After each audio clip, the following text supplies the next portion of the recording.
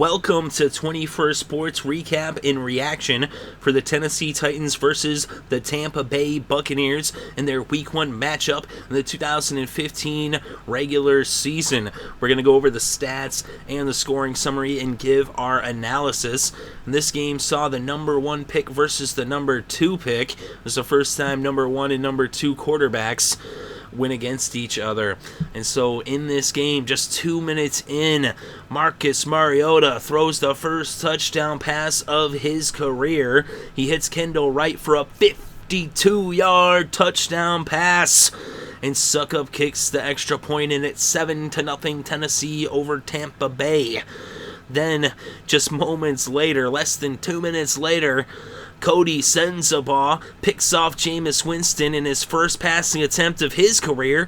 It also a scoring play, but it went the other way. A pick six, 26 yards all the way to the house. And Suckup adds the extra point, and it was 14-0 Tampa Bay trailing Tennessee. So then, still in the first quarter, about midway through, less than 7 minutes left before the end of the first quarter, Bishop Sankey catches a 12-yard touchdown pass from Mariota as he throws his second touchdown pass of his career here in the first quarter of his first start, and it's now 21-0 after the extra point by Suckup, and that would remain the score after one. So then the second quarter, Jameis Winston throws the first touchdown pass of his career as he hits the tight end Austin Serafin-Jenkins for a 5-yard reception, and the Bucs were on the scoreboard. Brinza hit the extra point, and it was 21-7 as the Bucs cut the Titans' lead to 14. But then the Titans, with less than 4 minutes left before halftime, Marcus Mariota throws his third touchdown pass of the game. He hits Harry Douglas, and it's a 4-yard touchdown reception.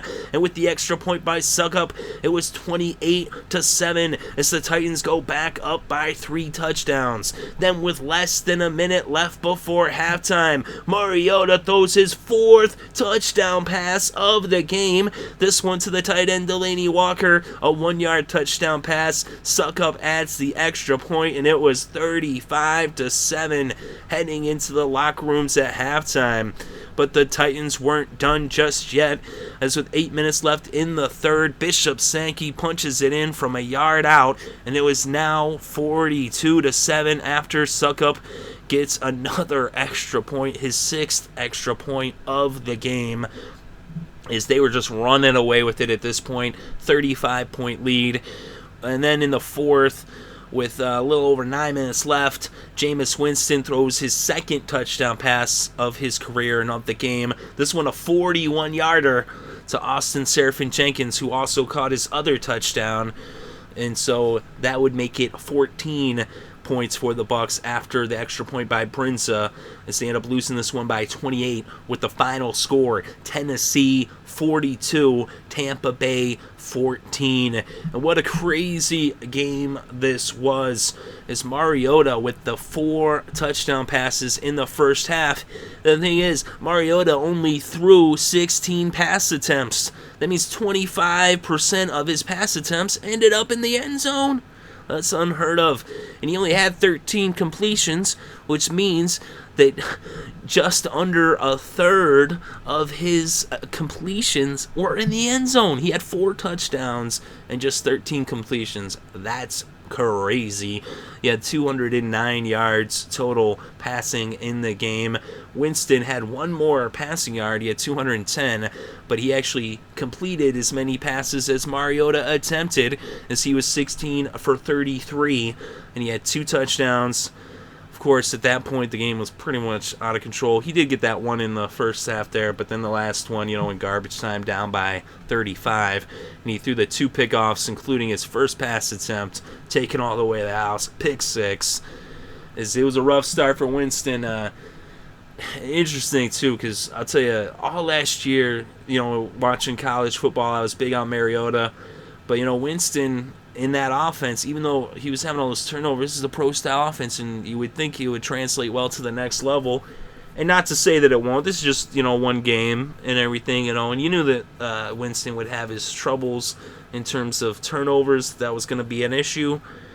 But, he did get the 2 touchdowns, but wow, Marcus Mariota What a performance. He wasn't even asked to do a lot. That's the thing, too. He didn't even have that many pass attempts, but he had a high completion percentage, and he came up big time. His receivers came up big time, too, and also Sankey getting in the end zone, and then also the tight end Walker as well. Every single touchdown pass went to a different target, so each one had one. So he's spreading the ball around, even though he wasn't even asked to do a lot, but what he did well, and he was very productive with the limited opportunities to throw the ball. And so that was the thing is, there was a point in the offseason where I started thinking Winston was going to have the better rookie campaign. And then, like I said, it's just 1 week. And you got to think, too, is Winston was 26-0 at Florida State until he ran into Marcus Mariota and the Ducks. And now Mariota and the Titans hand Winston just the second, loss in his playing career going back to college. He's never lost to any other quarterback other than Marcus Mariota. So that's an interesting development, even though I did have the Bucs in this game. So I was pretty shocked at how this one turned out, and a lot of that had to do with the defense of the Bucs, who just, where were they? What happened? I thought they were going to be better than this. They're really missing Goldston, but it's just week one. We'll see where it goes from here, but they continue to play like this, it's going to be another long season, whereas I thought they were actually going to compete for the South. But like I said, it's just week one, and, moving forward, there was some signs here where even though they did get blown out, there was some things that I saw, where it looked like that they could build upon, but they really cannot be letting up those big plays. That's the thing is, even though they didn't put up a lot of, necessarily yards per se, only 209 through the air for Mariota, but they kept getting in the end zone. And that's the thing is, you see some other teams where they let up a lot of yards, like say the Cardinals, where they let up like 355 to Breeze, but they didn't let them like run up the score, and they only let them in the end zone once, whereas here, the Bucs only let up 209 yards, but 4 touchdowns. That's something that you cannot have. That's the thing is they can get yards, but you can't let them in the end zone. You can't. It's supposed to be bend but don't break. It's not supposed to be don't bend but break. Like, we're not gonna bend, but once you get us, we're gonna break right in half. But anyway, so we look at the running totals. Bishop Sankey was the leading rusher in this game with 12 attempts for 74 yards, one of which he took into the end zone. And new addition, Terrence West had 13 attempts for 41 yards. Over on the other side, the muscle hamster Doug Martin had 11 attempts for 52 yards for the Bucs. And Winston had 18 yards off of 6 carries to go along with his 210 passing yards. And then we go to the receivers, and the leading receiver was the tight end Austin Seraphin-Jenkins for the Bucs, who had 5 receptions, 110 yards, and 2 touchdowns. Of course, some of that coming in garbage time. But the leading receiver for the Titans, Kendall Wright, 4 receptions, 101 yards. He had a touchdown. Delaney Walker, 3 receptions, 43 yards, and a touchdown. Harry Douglas, 2 receptions, 24 yards, and a touchdown. Fasano had 1 catch for 18 yards. Bishop Sankey had 2 receptions for 12 yards and a touchdown to go along with his 1 rushing touchdown and his 74 yards to give him 86 total yards and 2 touchdowns on the day. And for the Bucs, Vincent Jackson had 4 catches for 51 yards to be their leading receiver of receivers, because Seraphin-Jenkins is a tight end and he had double the production in terms of yards. Jackson did not get any touchdowns, but he had the highest total for an actual receiver for the Bucs, is what I'm saying. So anyway, let's look at some other stats here. And Suckup, he didn't kick any field goals, but 6 for 6 in the extra points. And those are essentially 33-yard field goals, except you only get 1 point apiece. But he was looking pretty solid, though. And so when he does get asked to kick some field goals, I would believe he would have success. And the Titans come out of this game looking really strong. I was surprised at how good they looked. When I was actually like, oh, wow. Of course, they are in a really tough division with the Texans and the Colts. But as of right now, The Titans are in first place in the AFC South, as all other three teams are 0-1, and they're sitting up top the South in first place at 1-0. Enjoy it, because you don't know how long this is going to last, Titan fans. But on defense, they were really good. Dan Morgan, 2 sacks. Blackson, he had a sack. Casey had a sack. So they had a little sack party there. And also you had Mount and Sensabaugh with interceptions. Of course, Sensabaugh returning that one to the house for the pick 6. And then over on the other side for the Bucs, McCoy had a sack and Smith had a sack as well. And they did have that forced fumble by Levante David, but just 3 tackles for him. Jones led the game in tackles with 7 for the Titans. We look at first downs. The Titans had 20 to just 16 for the Bucs. And then third down conversions, almost the same amount as the Titans had 4 and the Bucs had 3. But the Titans were 4 for 9, whereas the Bucs were 3 for 14 in third down conversions, which is just 21% conversion rate versus 44 for the Titans. So only 3 for 14 on third downs.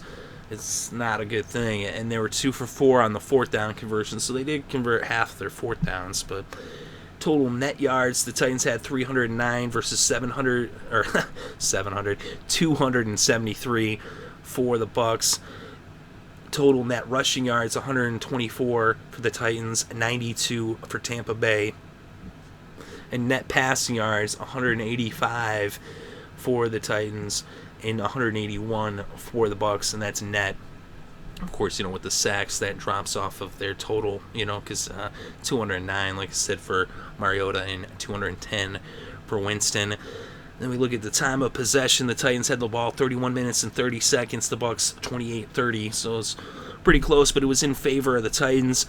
But overall, Marcus Mariota did what he had to do. They didn't ask him to do much, but he came up big time with those 4 touchdowns, even though he only had 16 passing attempts.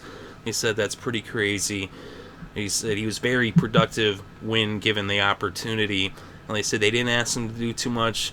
They kept pounding the ball, and that was a smart thing for them. That was a recipe for success. Where on the other side, they were asking Winston to do too much, just pass, and they weren't really running the ball. They only ran the ball 26 times, and they threw it 33 times. So they need to try to find some balance on that Bucs offense. The Titans just keep doing what they're doing. They should have some success this year. But let me know what you think in the comment section below. Definitely interested to read your thoughts and opinions. Thank you very much for listening. It is greatly appreciated. I hope you're having a good day and had a great weekend. Enjoy all the sports.